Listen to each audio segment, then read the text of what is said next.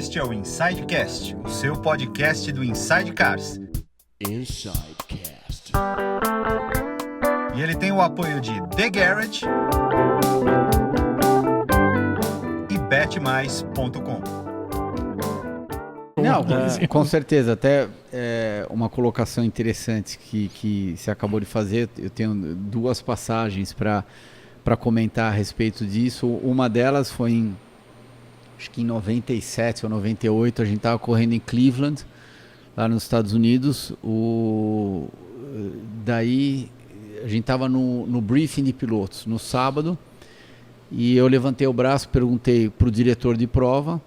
Eu cheguei para ele e falei, por que tem uma parede dividindo a entrada do box para a pista? Vocês já pararam para pensar que se por acaso algum dia, ou seja, você terminava a penúltima curva lá do circuito, andava um pouquinho e daí literalmente tinha uma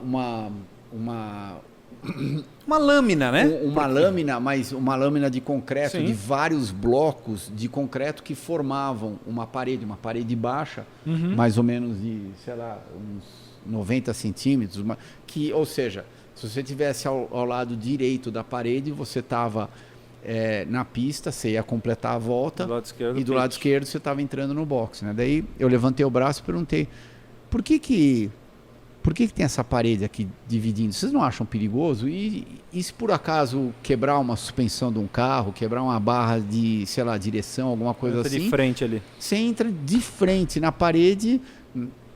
Naquela altura a gente devia estar, sei lá, uns 230, 250 km por hora. Que é muito rápido. Eu não acho que vai sobrar muita história para ser contado, né? Se você bater uma parede a 250 por hora. E nessa época a Indy e Fórmula 1 tinham mais ou menos o mesmo nível de segurança. Não, a Indy já estava bem avançada. Daí o Wally olhou para mim, que era o diretor de prova lá naquela época.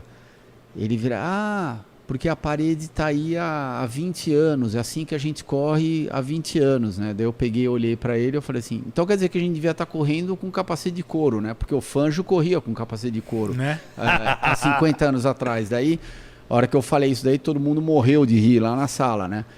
E, acredite se quiser, no ano seguinte, não tinha mais a parede. Olha aí.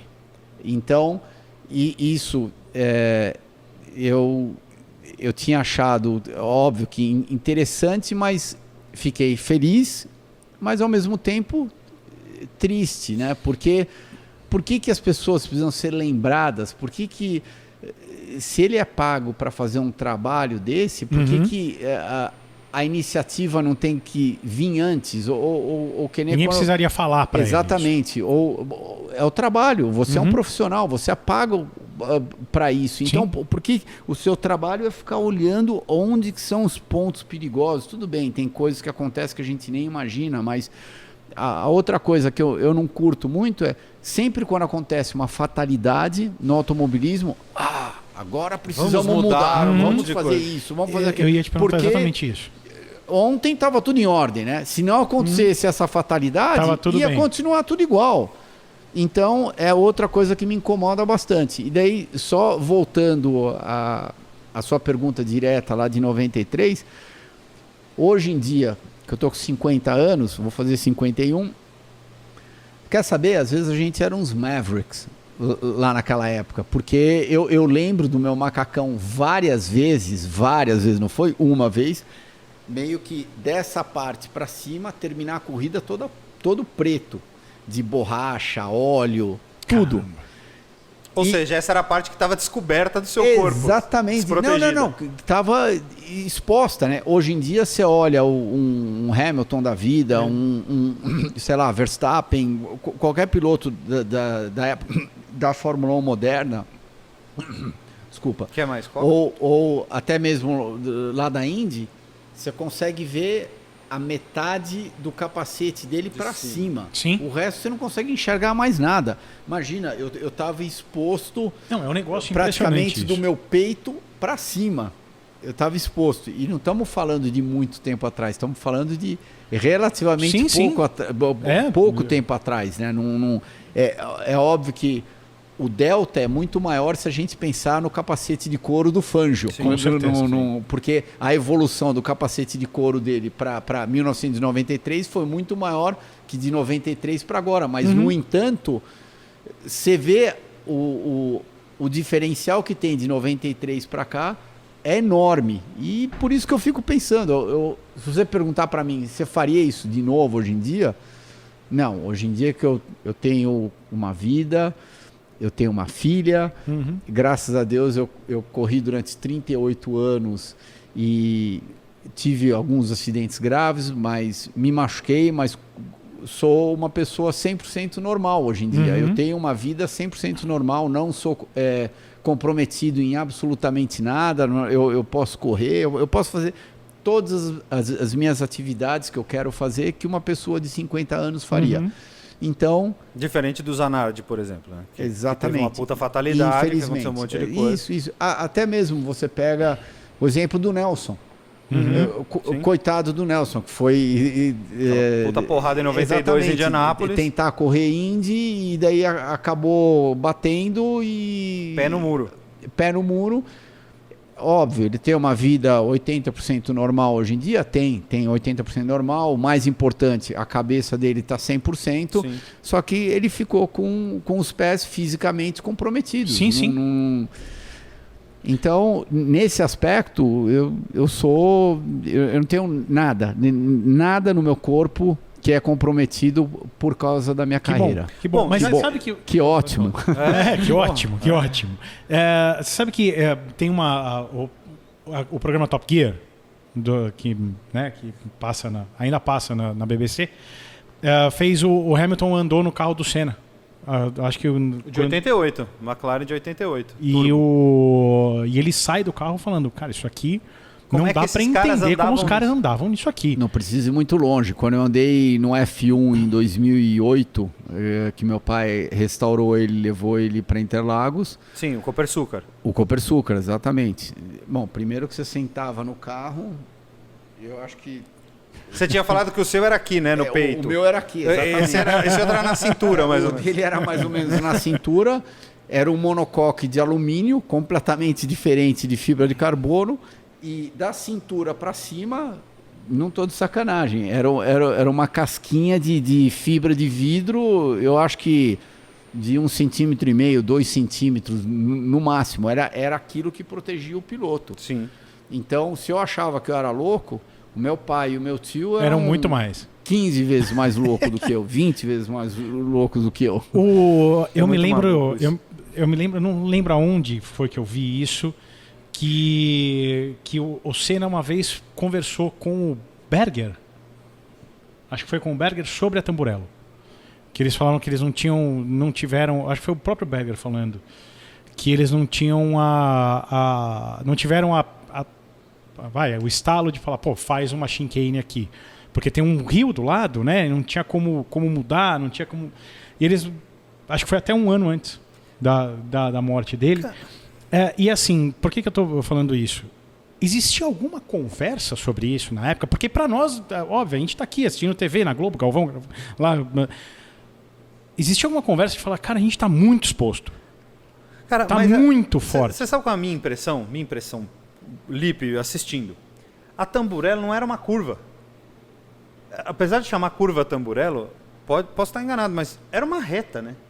A impressão que dava é que o carro de Fórmula 1 fazia flat e vida seguiu. Tirando a batida do Piquet em 87, aí depois logo a do Berger em 89, você fala, quebrou o carro e eles bateram, que foi basicamente o mesmo caso que aconteceu com o Senna. Só que precisou morrer um cara para mudarem a curva. Porque a impressão é essa, que precisou o Senna morrer para o negócio. Mas isso volta aquele papo que a gente estava falando. E infelizmente, às vezes, precisa acontecer alguma coisa para de repente, virar uma chavinha na cabeça de todo mundo e... nossa, o carro está muito rápido, está muito perigoso. O que a gente vai mexer agora? Só que, será que a gente não deveria ter visto antes de acontecer? E... eu vou além, como eu tinha comentado antes. Se por acaso o Ayrton não tem aquela infelicidade, eles não teriam mexido no carro. Não. E daí, será que eles mexeram nos carros? Porque eles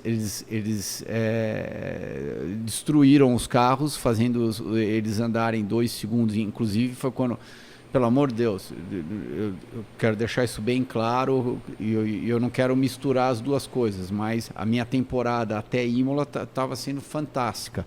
Por uma equipe média, o carro andando sempre entre os 6 primeiros, o carro estava redondo, a gente não tinha muito dinheiro, mas eu ia fazer uma temporada fora do comum. Aquele ano era de Arrows, já tinha terminado a segunda corrida do ano em quarto, em Imola estava em quinto, o carro quebrou faltando 2 voltas para terminar a corrida, e em Mônaco eu estava em segundo, o carro quebrou, sei lá, faltava umas 20 voltas, 20, 30 voltas para terminar, quebrou uma peça de 50 centavos no carro, mas o que eu...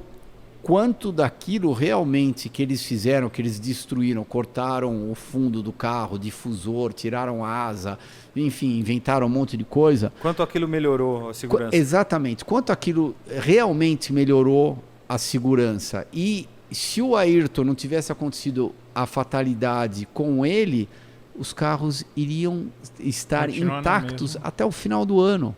E não teria mexido nada e, de repente, não teria acontecido nada. Então... É um fine line muito... é uma linha muito tênua.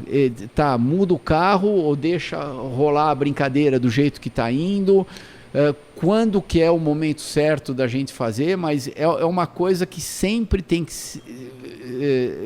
ficar sendo investigada. Tanto nas pistas quanto nos carros. E eu acho que, às vezes... Eu não sei se tem alguém para apontar o dedo, mas, enfim, dirigentes, donos de equipes, enfim, às vezes eles dormem um pouquinho e sempre tem as mudanças grandes quando acontece uma fatalidade. Tendo dito isso, eu acho que, neste caso, da época do Ayrton, principalmente... por ele ser uma pessoa extremamente forte, do jeito que ele era para o mundo inteiro, eu acho que a Fórmula 1 aprendeu bastante com aquilo e eles mudaram bastante. Eu acho que hoje em dia eu meio que concordo. Eu acho que estão tentando enxergar um pouco para frente, estão tentando fazer sempre melhorias constantes, mas... principalmente até aquela época, não era assim. E talvez no automobilismo norte-americano ainda seja um pouco assim. É isso que eu ia falar, por exemplo, a morte do Justin Wilson, que foi o que... vamos então fazer o Aerospace. Exatamente. Na Indy. Exatamente. Talvez... a NASCAR foi assim também. Então. Quando o Dale Earnhardt morreu, que era também outro ícone, como era o Ayrton para a Fórmula 1, só que daí depois que o Dale morreu... Daí começaram a usar Hans Device logo depois, os pilotos de NASCAR, porque a gente já usava lá na Fórmula Indy. Daí começou todo o desenvolvimento do Safer Barrier, que levaram anos para ser desenvolvido. Não foi um negócio, em 2 meses já estava pronto. Daí começaram a olhar para os carros também, começaram como que a gente pode fazer o greenhouse do NASCAR bem mais seguro do que ele era naquela época. Então foi uma série de coisas que aconteceram, só que infelizmente a gente teve que perder, a gente teve que tomar a vida de 2 ícones do automobilismo mundial, que foi o Ayrton e o ótimo exemplo que você deu no caso lá do Dale nos Estados Unidos. Eu vou até um pouquinho mais além. Que até hoje, toda a corrida de NASCAR, na terceira volta da corrida, todo mundo levanta na arquibancada número 3 e faz o número 3. Na terceira, isso é como essas pessoas eram fortes, tanto o Dale quanto o Ayrton. Imagina, hoje em dia a gente está andando aqui na rua de São Paulo, você vê prédios pintados com... Sim.